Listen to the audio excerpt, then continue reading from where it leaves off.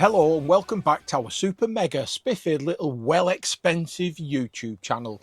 Yes, we are back after our 12 weeks Greece extravaganza, and as per our usual YouTube MO, we are releasing our little vlog that shows you just how much cash we have splashed, and I think it's quite a lot. We travelled through 11 countries and clocked up 5,500 miles, and we saw some amazing sights and got to grips with the culture. As usual, our figures are based on Calais to Calais, because we know that everyone's got their own preferred method of getting there, and some people have dogs and other people don't have dogs. So that's how these figures are based. The first 2 weeks was literally getting to Greece. We chose to drive through Luxembourg, Germany, Austria, Hungary, Romania and Bulgaria, taking in the sights along the way and spending about 2 weeks to get there. During that 2 week period, we drove for 1,900 miles, which took us right through all those countries to the border of Greece.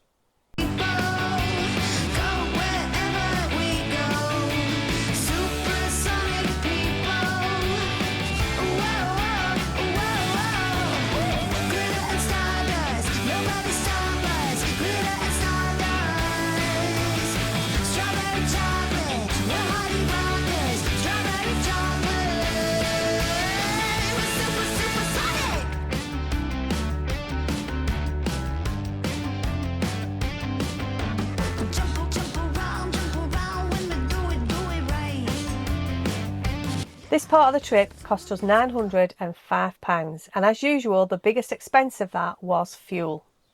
Followed closely by accommodation. We only had 2 free stops in those first 16 days, and we used Airs and other official motorhome stops to get us down to Greece.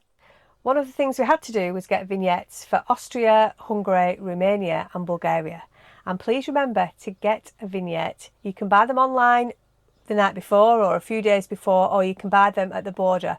We chose the online option. However, what have you got to be careful of, Andrew? Yes, what you've got to be careful of is not being stupid and putting your own registration number online incorrectly, because when you get home there will be a fine waiting for you, and the fine will be £104 per day that you are in that country. And we know that because one of us can't differentiate a K and an X. Boom. So after much toing and froing, we managed to reduce our fines to £45 for 2 days that we had a vignette but with the wrong registration number in. The moral of the story is the foreign governments are employing legally as well debt collectors in this country, companies that usually are enforcing parking fines. So get your vignette and get it filled in properly, because ultimately you'll get a big fine. And for all the people going, don't pay it, don't go, honestly, it's legit, it's legal and it's happening. So little tip. The foreign governments give power of attorney to UK companies like EPC PLC, which is the one that fined us. It was a simple process to challenge it once we'd worked out what our problem was, and we've only had to pay the admin fees rather than the fine for not having the vignette. The issue is that that fine came to our home address within a month of us crossing the border, which means that on a 90-day trip we wouldn't have been there before the fine clocked up more expensive after 60 days.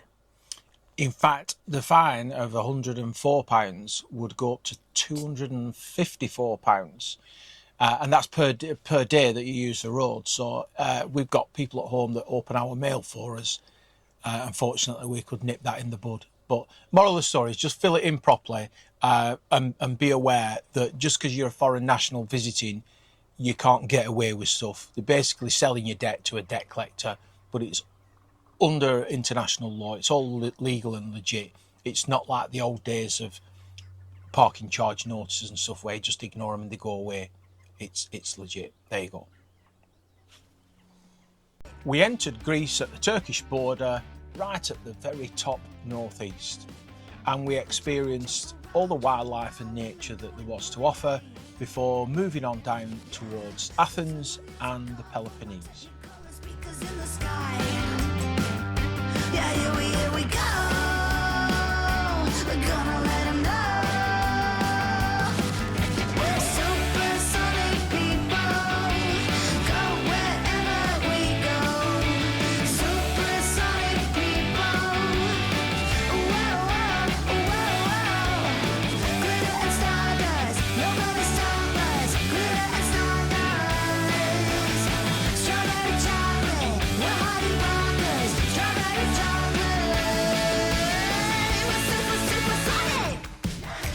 Yeah, we rolly on a roll. Ha, we bring that bomb wherever we go. We're so on it. We're supersonic. We're supersonic.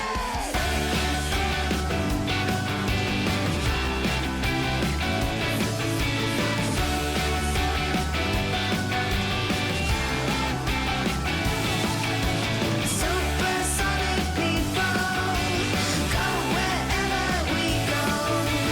Supersonic people.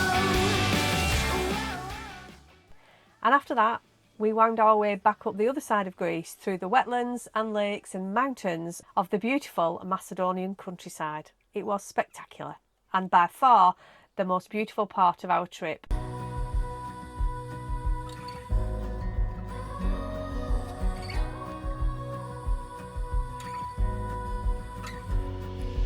Walk with you where you go. Anywhere I'll follow. I know you. I know you.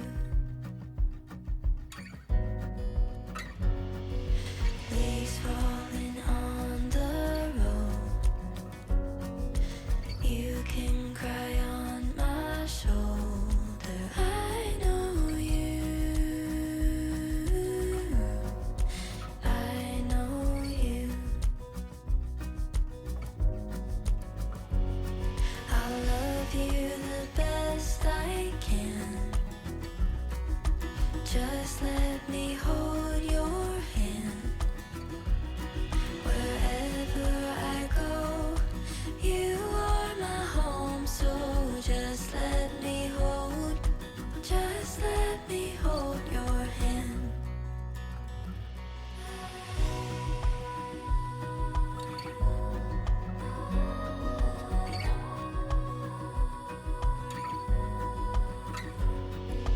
Your soul, your mind, your heart. I can see who you are. I know you. I know you. I'll love you the best I can. Just let me hold your hand. And that part of the trip cost us £2,177, but this time it wasn't the fuel that was the most expensive bit of the trip. It was probably souvenirs and stickers. It actually was bar and cafe bills, because we ate out quite a lot in Greece because the food is amazing and we made sure we tried every bit of traditional food that we could get our hands on. Or our choppers on. Oh, I probably shouldn't talk about my chopper. Our time in Greece ended, well, too early. It went very quickly. And before long, 7 weeks, it was time to head for home. We'd allowed 3 weeks to get home because one of us had a back injury. So driving became a maximum of a couple of hours. So we gave ourselves that little bit of extra time to get back. We spent a week in the western part of Bulgaria and had a fantastic time there. And I think Bulgaria is one of the places we'd love to go back to. And then like all other YouTubers. We might buy a house there. We then retraced our steps over the next couple of days through Romania and Hungary, back into Austria and Germany. And yes, we visited Wank Mountain. We enjoyed a right good vank, didn't we? We did. And yes, we had many laughs like 12-year-olds. I will never grow up. We then had 48 hours in Liechtenstein before heading back through France. That's nearly as funny as vank. before heading back through France back to Calais, and that part of the journey cost us £1,258.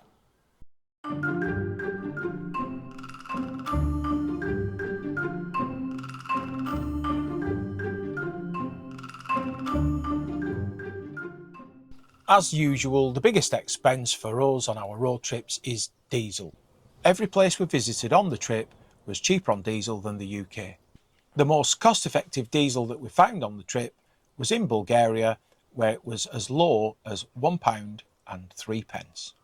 AdBlue as well was really plentiful and easy to get, and so was LPG. In fact, LPG in Bulgaria was as low as 54 pence a litre. We use the My LPG app, and on first inspection you think that there's not a lot of LPG in Greece and that area, but actually it's so plentiful that it's just not listed, because it's almost every fuel station has got it. So fill your tanks.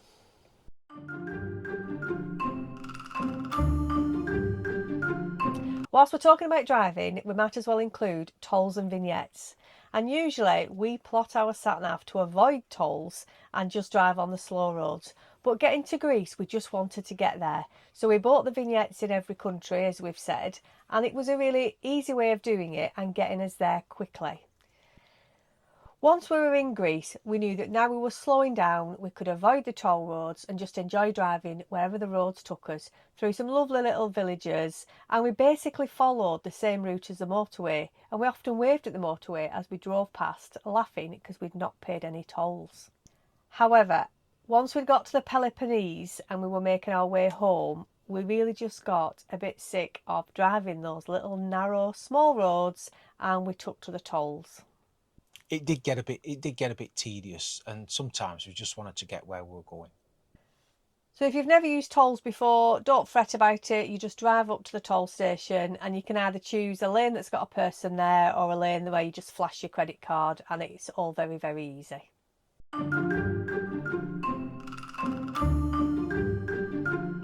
Eating out was one of our big expenses too, and that is mainly because Jane is a raving alcoholic.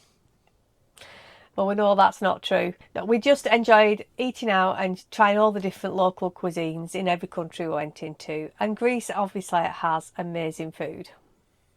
But this is a personal choice, and people will obviously spend a lot more or a lot less depending on how you like to travel.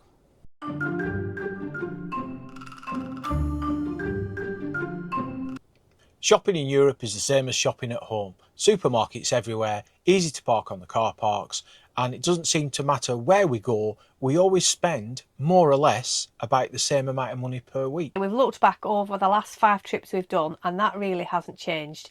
Again, it's a personal choice. It depends how you like to eat and whether you then offset that against eating out. But you do just use your contactless payment with your phone or your UK debit credit card as you would at home. We've never had a problem. We've not even looked into getting a Revolut card or any of those others, because we just use our nationwide card, which doesn't cost us any money to use abroad for transactions, and it's worked every single time bar one, and that was the fault of the operator, not the card. And that's a nationwide Flex Plus account.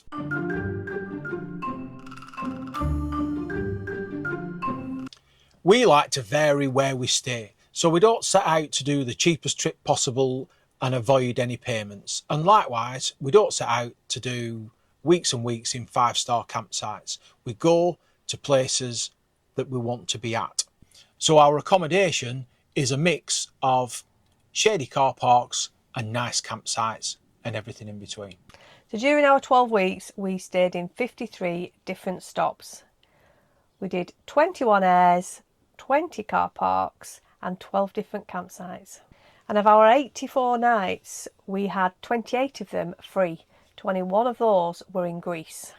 So over the course of that holiday, our overnight park-ups worked out at £11.11 on average per night, which I think is quite good value, really. It is, because at the other end of the scale, we were in some nice campsites for a few nights at a time as well. So average of £11, very good.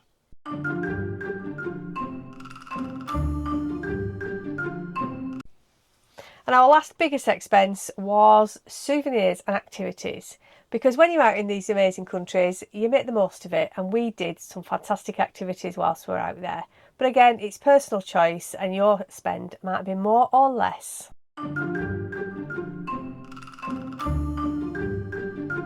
After 84 nights travelling Europe, having a blast, the grand total spend was there. We'll put it there, the figure there. I don't know whether you think that's a lot or a little for 12 weeks, but we are quite happy with that as a total because we had an amazing time. We know we live a bit of a charmed life, and the point of these figures isn't to say, look how cheap we can do it, look how much we can spend. It's just to say, this is how we did it, and this is our costs. We broke it down in a way that if you wanted to replicate this trip, you might not want to do the same activities. You might want to not go out and drink 15 bottles of wine and 12 pints of lager every night. So you can cut out and strip out some of the costs. But some of these costs are fixed because you can't avoid fuel, overnight stops and food. So some of those things may well be consistent when you do your trip. Bear in mind, right at the beginning, we said we are doing Calais to Calais. So on top of that, if you've got a dog, it's going to cost you a few £100 to get your dog here. And of course, you've got to get to Calais, whether you are going through the channel like we do, whether you're going on a ferry.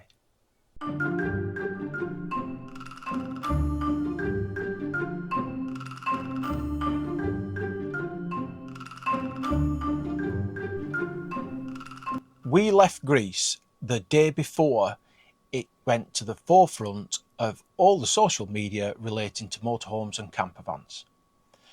As I'm sure you know, a new law was introduced at the beginning of the year about wild camping / wild parking and where you can and can't use your motorhome in Greece. Now, we were lucky because we'd left the country before the enforcement of that law started to take effect. How that'll affect any future trips that we or anyone else will do, I think remains to be seen. So what you'd have to do is, if you wanted to replicate our trip, there will be some, at the moment anyway, extra costs. The implications for our type of motorhome travelling is that this enforcement disallows wild parking, and what the local authorities expect is that you are heading to a campsite or a designated motorhome place for the night. And for us, the impact would have been quite significant because there were not a lot of campsites open out of season. There were campsites, but it would have meant that we couldn't have gone exactly where we wanted to go because they weren't open. So we went to a monastery and we stayed in the monastery car park with their permission. We couldn't have gone there if we'd have had to have stayed at a campsite. We can't get on public transport with a dog because in Greece, public transport requirements for dogs are they've got to fit in a cage and you have to have them in a cage. So we need to be able to stay within walking distance of an attraction that we want to go and visit. So it really does change travel for us in Greece. However, Greece does have a good network of AXI campsites which offer low-cost camping over the off-season periods, and that can be right up to the end of June, and it's only really July and August where the prices go up. We found that we could stay on some beautiful campsites for between 19 and 27 euros a night, which is actually really good value. The only issue there is that obviously you've got to want to stay where those campsites are, and that might not be the case. So in respect to this trip, if you were to replicate this trip in the current sort of legal political climate, it's going to cost you another 21 nights at maybe 19 to 27 euros. So on a good £400 it would have cost us to have stayed on a campsite every night in Greece. So we will wait to see what happens with Greece. There are rumours that they will be instigating some sort of nationwide air type structure like it is in France and the Stellplatz in Germany, but that is a long way off.